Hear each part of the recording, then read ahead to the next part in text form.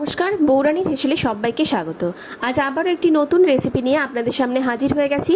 আজ আমি বানিয়ে দেখাবো অনুষ্ঠান বাড়ির স্বাদে লাল শাকের রেসিপি। চলুন দেখে নেওয়া যাক আমি কী পদ্ধতিতে এটাকে বানাচ্ছি।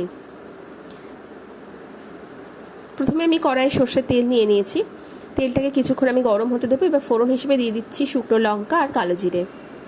এবার এই কালো জিরে শুকনো লঙ্কাটাকে কিছুক্ষণ তেলের সাথে নাড়াচাড়া করে আমি এখানে শাকটাকে দিয়ে দেবো। শাকটাকে আগে থেকে আমি ভালো করে ধুয়ে পরিষ্কার করে নিয়েছি। আর এখানে আমি 500 গ্রাম মতো শাক ব্যবহার করলাম। শাকটাকে কিছুক্ষণ নাড়াচাড়া করে নেব। এবার একই সাথে আমি দিয়ে দিচ্ছি পরিমাণ মতো লবণ আর হলুদ, আর দিয়ে দিচ্ছি 2টো কাঁচা লঙ্কা।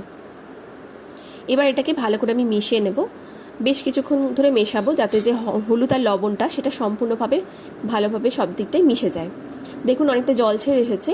এই জলে কিন্তু ভালো করে রান্না হয়ে যাবে। আর 5 মিনিট এটাকে আমি লো হিটে এভাবেই রান্না করব। শাক থেকে অনেকটা জল বেরিয়ে এসেছে, শাকটা প্রায় সেদ্ধ হয়ে এসেছে। এবার বাকি যে জলটা আছে সেটাকে আমি আরও কিছুটা লো হিটে এটাকে শুকনো শুকনো করে নেব। ঠিক এইরকম শুকনো হয়ে এসেছে। এবার আমি গোটা পোস্ত আর রোস্টেড চীনা বাদাম সেটা আগে থেকে আমি করে রেখেছিলাম সেটাকে এখানে দিয়ে নাড়াচাড়া করে এটা নামিয়ে নেব। খুব সহজেই তৈরি হয়ে গেল অনুষ্ঠান বাড়ির মতন এই শাকের রেসিপি। আপনারাও বাড়িতে অবশ্যই ট্রাই করবেন আর আমাকে জানাবেন আজকের রেসিপি আপনাদের কেমন লেগেছে। ভালো লাগলে অবশ্যই লাইক, কমেন্ট, শেয়ার আর সাবস্ক্রাইব করে আমার পাশে থাকবেন। ধন্যবাদ।